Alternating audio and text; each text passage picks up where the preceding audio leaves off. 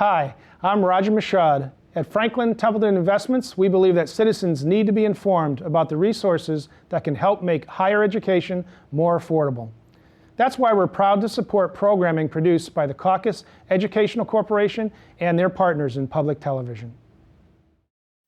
Funding for this edition of One-on-One with Steve Adubato has been provided by Wells Fargo, Horizon Blue Cross Blue Shield of New Jersey, making healthcare work, the New Jersey Education Association, working for great public schools for every child, New Jersey Council of County Colleges, New Jersey Manufacturers Insurance Group, auto insurance, homeowners insurance, and banking under the principle of stewardship. PSE&G, committed to improving New Jersey's economy and strengthening its communities.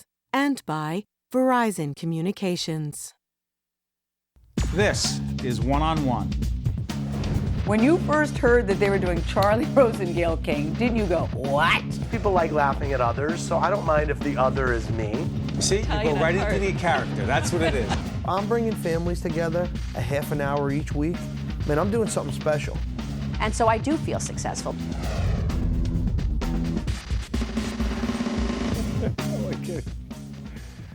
Welcome to One-on-One. I'm Steve Adubato. We have the greatest educators, the best educators. This is Teacher Appreciation Week. It's like every week that should be. Let me introduce you to Justin Montgomery, a great teacher, a math teacher at Delaware Valley Regional High School in Frenchtown, New Jersey. For those who do not know where Frenchtown is, where is it?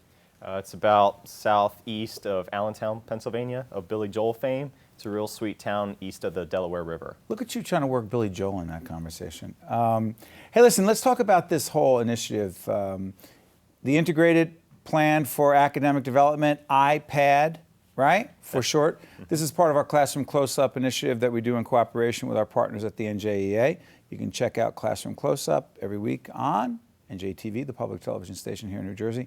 We're about to see a piece of video that talks about these young people. They love this iPad, right? That's right. How's it making a difference? It really puts the students at the center of the learning. Yeah? It's not the technology, it's the students?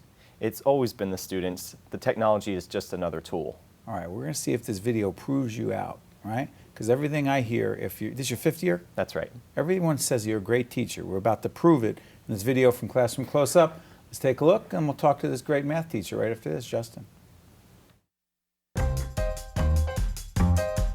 We're still seeing books in schools, but more and more the content of books are on these. And if you think the tablets of today are simply a replacement for textbooks, well, think again. With the iPad, everything has changed. You just break the walls out of the classroom. There's been an increase in student reading. Reading on the iPad is considered cool. With the iPads, the students do a lot more of the learning on their own. Instantaneous access to that data is a motivator for some students because it's actually going on somewhere in the world and it's relevant. And those are just a few of the reasons that Delaware Valley Regional High School initiated the Integrated Plan for Academic Development.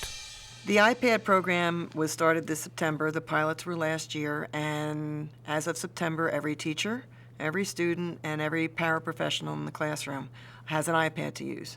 Use them how, you ask? Let's begin in Mr. Montgomery's Honors Algebra 2 class. You guys all look very nice today. I'm going to use an app called AirSketch that allows students to write down their work, and then through the local internet here, I'm able to project it up on the screen. Today in the science classrooms around the corner, iPads are being used to survey student progress. Well, at this point in time, we're studying heat and reactions. The first few questions are multiple choice. In order to determine how effective the lesson was in their learning the concepts I wanted them to learn, we're going to be doing an online quiz. How are mass and temperature related? I've had kids make iMovies. With an iMovie, the students can take a picture of whatever it is they want to show or present. That could be themselves, that could be a cooking demonstration, and then they can edit it down, they can add music, they can add a voiceover, they can add captions. It will keep them going and learning for a week on their own, independently. And then I send that link to the parents, and they can see what their sons and daughters have been doing in class. It's not just a matter of less paper, but it's a matter of, in my opinion, more interesting activities to do. Para cada pregunta, escribe una respuesta en español y añade una foto. Like today's assignment, they'll be looking at newspapers in Argentina and telling me what the weather is and what's going on in Argentina right now. I was looking up Argentina's currency, and they use pesos, so I'm looking for a picture now so I can put in my presentation. It's not an easy undertaking. We knew that from the beginning. We researched this project. We went to another school to look at what they were doing. And we realized that we had to have a lot in place before we began effectively in September. But we have an obligation to prepare students for career in college. And why not give our students the tools that they need to be successful? So that's really the driving force. That is great. It absolutely is. You have so many different subjects, so many different teachers that are into this. And you were telling me during the tape piece that we're watching, by the way, thank you to our partners at the New Jersey Education Association for producing that terrific piece. You were telling me first that the students love that package. They do. Why? It allows them to see their work on the screen. It allows them to interact with their classmates' projects, with their device. It's just another way of increasing the communication and putting them at the helm of their own learning. What about the educators, your colleagues, when they see that? They get excited too because instead of them delivering all the content, the students are creating it themselves. You know, it's so interesting. As I was getting ready for the show, I'm thinking, wait a minute, this iPad. Because I watch our sons who are 8 and 10, and I worry with the iPad that it just becomes a toy, that they're playing with it, and they're playing some game with it. And I'm not saying there's no value in that, but that's not educational in the sense that we just saw. And so how do you monitor, and where's the quality control in terms of where the toy ends and the tool begins? It starts with the teacher having the right idea of how to use the tool in the classroom, and by effectively modeling it for students to show them that it's an educational device, then students can get their minds wrapped around it. And then there's a technological aspect to it too, where teachers can lock down students to particular apps, to particular websites, to also help curb the distraction. For example, let's talk about how you use it. Give us a concrete example of how you are using this technology to do something that, if you didn't have, would be much more challenging to teach. One thing that I really like about the device is how much time it saves me in the classroom, so I could get more to the learning and less on the pushing papers, for example. But students complete their homework on the iPad. That's where their textbook is anyway. And as soon as I come into class with the students, I could point out problems that are going to be key to learning the previous lesson and linking to that day's lesson. Their work, then, I could have them projected up on the board right away, and they don't have to recreate it by going up to, say, a whiteboard. And also, from their seat, they could use a pointer and lead their students step by step with the visual and what they're saying about their own work. How challenging is it to have other teachers trained to use this iPad? That's where I've been involved the most, and it's one of my favorite parts, teaching teachers and students. And so professional development workshops after school, during the summer, during professional development in-service days. So it requires a lot of dedicated effort, but as long as the teachers are willing, then you could do such a program.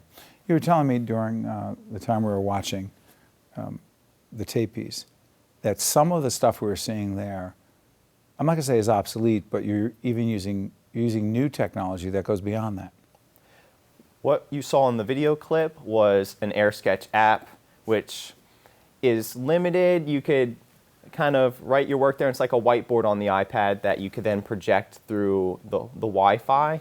But now we use Air Server, which you press a button, and then anything on that student's iPad, for the most part, can now be displayed on the screen. So it doesn't matter what app they're using. It could be a note-taking app. It could be their PowerPoint presentation. And then they don't have to go up to the corner of the room where they could plug in. And so it's more accessible for the student to share their work without having to go through all the bundles of cords. When you decided to go into teaching, to become a math teacher, Is this what you had in mind? It is not. I just want to be a role model, and I like working with kids and teaching. This has been an exciting development for me. This is the future. It's the right time to be in education. It's exciting. I think this is the future. Could you imagine teaching what you are teaching without this technology? I have for several years, and I'm already 2 weeks ahead of where I was just this past year, so I don't want to give it up. It's good stuff. Keep it up. Your students are benefiting, as are your colleagues. Justin Montgomery, math teacher, Delaware Valley Regional High School in Frenchtown, New Jersey, which is very close to Allentown, Pennsylvania, made famous by the great Billy Joel, right? That's right. You know that song? I do. It's before your time. Get out of here. Good stuff. Thank you very much. We'll be right back right after this. You really remember it? If you would like more information on this program, or if you'd like to express an opinion, email us at info@caucusnj.org. Visit us online at oneonone.org, or find us on Facebook at facebook.com/Steve Adubato, PhD. Hi, this is Steve Adubato. I am pleased to introduce Dr. Keith Meslin, who is a colon and rectal surgeon and medical director of robotics here at Virtua. Good to see you, doctor. Thanks for having me. We are going to be introducing folks to robotic surgery here, right? But it's often referred to as part of minimally invasive surgery, which is? The way I describe it to my patients is laparoscopic surgery is minimally invasive, so you're using smaller incisions, and with that you are causing less trauma to the patient, and robotic surgery is an extension of that using a lot higher level of technology. We want to make sure, though, people say, hey, who's doing the surgery? Is the robot doing the surgery? Is the doctor doing the surgery? So to make it clear, we could talk about it forever, but it's very different to actually demonstrate it. We're going to ask Dr. Meslin to actually go over to, there's a seat over here where you actually operate. Correct. You are in control. That you is are the correct. quarterback, you're in control. You are manipulating the machinery, the robot, correct? That is correct. While the doctor goes over there, what we're going to do, folks, is give you a chance to see this. This simulates, I mean, a patient would be here, right? And this is 10 times, doctor, as you're talking, because your mic, this is 10 times, everything we're seeing is 10 times larger, correct? That is correct. So, doctor, show us what's happening. You are manipulating everything right here. So I have hand controls, and with the finger and hand controls, I can control whatever instrument is attached to the arm and open and close and rotate. And the huge benefit of robotics is, the way I describe things is the laparoscopic uses chopsticks. With the robot, there are wrists at the end of the instruments, and just like my own wrists, you can manipulate it any way you want to change your angles to do whatever makes things easier, and you have extremely fine control with the instrument. Hold on, that little rubber band that you picked up, that green rubber band. Yes. Could you do us a favor? Got this, guys? Could you pick this up? Could you pick up that rubber band again and put it on one of the other, I don't even know what to call it. Yeah, the little, I don't know, clay things. So, I mean, you have very, very fine control here. And when you're doing this, because you seem to be so much in control, are there fewer people, doctor, involved in the actual procedure? Yes, and with that, unlike regular laparoscopic surgery, I have full control of the camera and of what I want to do and zoom in. And as you can see, the image doesn't move, unlike when someone is holding your camera laparoscopically, so you have a very fine picture. It's amazing. Doctor, as you come back over here, help us understand how new is this technology? The technology has been around, it started probably, I mean, when I was training, it was in the early 90s originally, but I think because of our advancements computer-wise, the technology has just exponentially exploded with how much tools you have now and how well you can operate with it. Describe the training. Well, you know, the training starts with you need your basic training in the surgeries that you do and have laparoscopic expertise. And then you go through a long training of computer simulations, online training, laboratory training, case observations. It's a relatively long process, and then proctoring by other experts. And your area of expertise, the colon and rectal cancers primarily, right? Correct, or any colon surgery. So help me understand this with oncology, gynecological surgeries, a whole range of other surgeries. My question is this: when it comes to robotics, when it comes to robotic surgeries, robotic-assisted surgeries, sure. I keep asking myself, are there some surgeries that are more responsive to, that you have better results with, this particular type of surgery, and some where you say, nope, that doesn't work?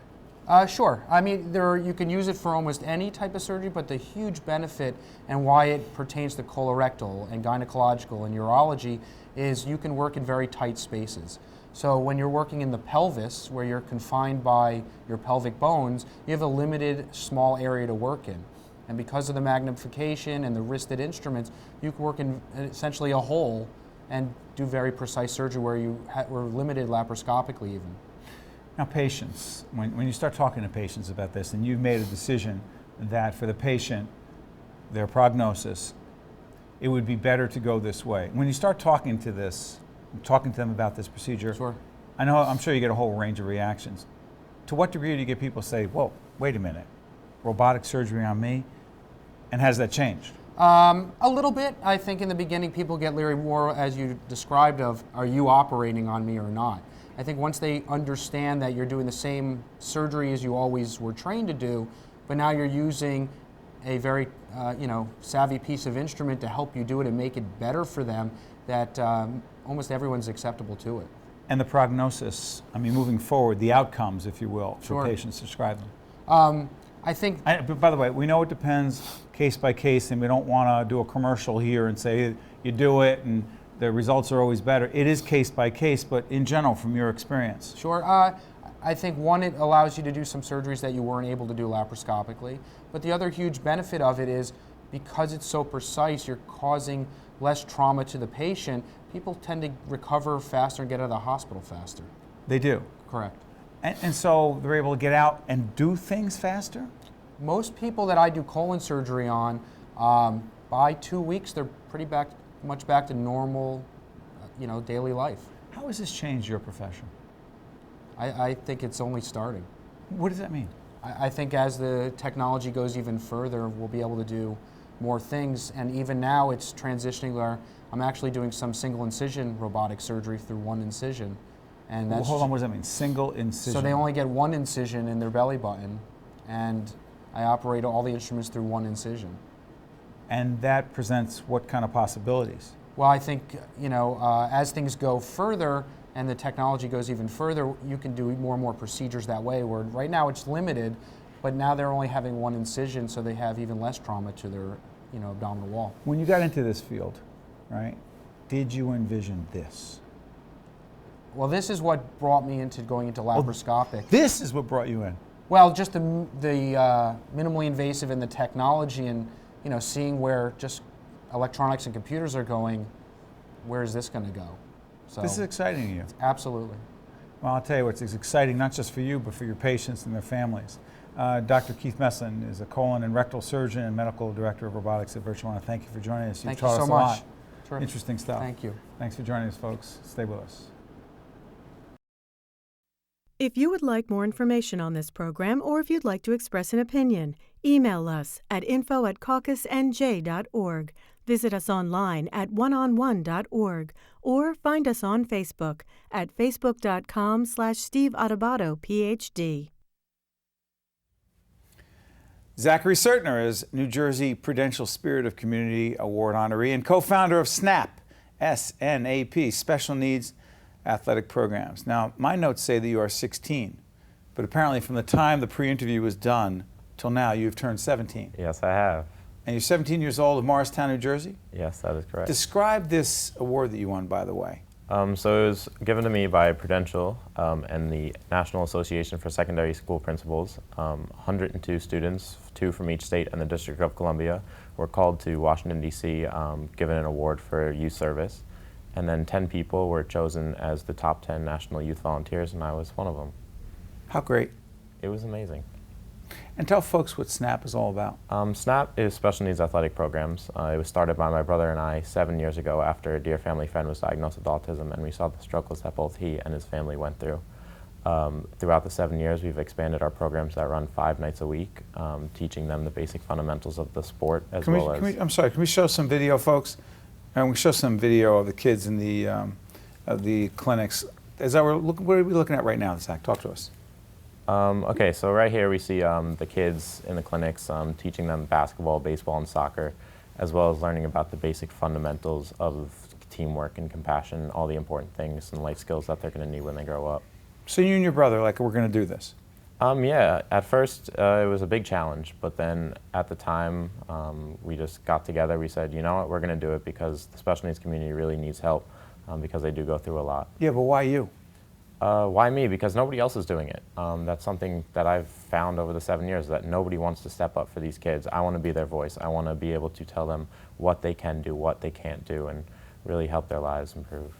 So where's the part where you start getting other people to volunteer and recruit them? That started right at the beginning. All of our volunteers are kids. Our organization is all kids helping kids. It was started by us. It's run by high school mentors, middle school mentors, elementary school mentors to help the special needs kids. How comprehensive has the initiative become? Describe how many different activities are going on. Well, we run programs 5 nights a week. We have about 6 activities that run throughout the year. We have 150 special needs families and children involved. 150 special needs families are involved right now? Right now. We have an active mentor base of around 450 students. You've recruited 450 students to serve as mentors? Yes. Where'd you find them? I've ran training programs, sensitivity training that immerses students into what it's like to have a disability. Because that was my second program, is immersing them into how it is to have a disability, what it's like to go through a struggle and how it is to be bullied. So I've taken that training program throughout my school district and 3 others in New Jersey, training over 3,000 students of what it's like to have a disability and incorporate them into the classroom as well. Obviously, you've made a big difference for a lot of these young people who are challenged, but can do a lot of things. What has this done for you? It's made me learn a lot about myself, given For example? the valuable skills of patience and leadership, which I think is really important going into schools, talking to the young students, and just promoting a better generation for not only the special needs kids, but for anybody who's a little bit different or is struggling at the time. When you have come across someone, you said a friend, is a close family friend who's struggling with, or is challenged by autism. How aware were you of what autism really was? I really wasn't. I remember coming home one day saying, "Mom, what's autism? Is he ever going to get better?" Thinking that it was something like the common cold. And then as I did more research and then learned a little more about it, I saw really how severe it was and how much they struggled, both himself and his family, and then how it affected other children in my community as well. Now, you're in school right now, right? Yes. How are you pulling off all the organizing, all the time, all the efforts you're putting into SNAP, but being a student? As we've grown as an organization, I've employed the mentors from my high school. We have an executive board of people who've really stepped up in the community, who really want to give back to come. And then after, when I actually leave for college, we have younger students who want to step up and who are really active in SNAP. Do you know where you're going to school? I do not. I'm only a junior, so I have a couple more months to figure that out. You're only a junior? Yes. What do you want to be when you grow up? I don't know. I'm really unsure at this point, but this is definitely something that I'm really passionate about, so this could be something to do in the future. What do you mean? Just giving back. Building the organization? Yeah, building the organization, giving back to the community. I think that's something that's really important in my life as well as it should be in a lot of other people as well. You know, I'm curious about how your colleagues, your classmates, I should say, your classmates, what kind of reaction have you gotten from them? I've gotten really good reactions. You know, a lot of my good friends, they're involved in SNAP. They're our mentors. The school is really appreciative of it. We're in a lot of clubs and organizations who we get our mentors from. And aside from that, you know, my friends are really proud of what I'm doing, and it seems good for them as well. In terms of like a lot of people thinking that students, the young people your age, are cynical and lazy and selfish. I could stop at some point, but you know, that they really just don't care about a whole lot other than themselves and their technology. You know, they're not interested in other people and not particularly empathetic to other people's situations. You say what? I think they're totally wrong. You know, there's always going to be a few of those people, but as a whole, the youth, we're going to not only be the change for tomorrow, but the change for today. I've seen so much growth from the volunteers who come in the first day and they're really scared and not sure what to do, and now they're leaving, going What do you mean off. scared? They're just really unsure of how to deal with the special needs children. They're really shy, they don't really want to talk, and then when they leave our programs going off to college, they're true leaders and they're willing to take a stand for what they truly believe in. So you're saying that if you give a 15 or a 16-year-old the opportunity and create the right environment, that he or she can be a very giving person?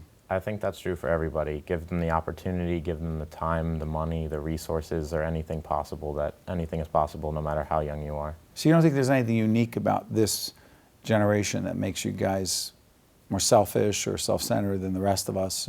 I don't think so, and the weekend at Prudential definitely helped me see that. All the other volunteers have done so much in their communities that it really gives me a good hope that America's future is in the right hands. You were down in Washington. It was a good experience, right? Yeah, it was really fun. Listen, we're proud of everything you're doing. Zachary Certner, the Prudential Spirit of Community Award honoree, SNAP, Special Needs Athletic Programs. You're making a huge difference. Thank you. Keep doing it, okay? Thank you. Thank you. One-on-One with Steve Adubato has been a production of the Caucus Educational Corporation, celebrating 25 years of broadcast excellence. Funding for this edition of One-on-One with Steve Adubato has been provided by Wells Fargo, Horizon Blue Cross Blue Shield of New Jersey, the New Jersey Education Association, New Jersey Council of County Colleges, New Jersey Manufacturers Insurance Group, PSE&G, and by Verizon Communications. Promotional support provided by The Star Ledger and NJ.com, and by the New Jersey Business and Industry Association. Transportation provided by Airbrook Limousine. One-on-One with Steve Adubato has been produced in partnership with St. Joseph's Healthcare System. New Jersey is a leader in solar power, and PSE&G is doing its part. With 24 solar installations in New Jersey, projects that are giving landfills new purpose and turning former brownfields green. Solar powers more than our homes and schools and businesses. It powers our economy by creating jobs right here in the Garden State. PSE&G, proud to support New Jersey.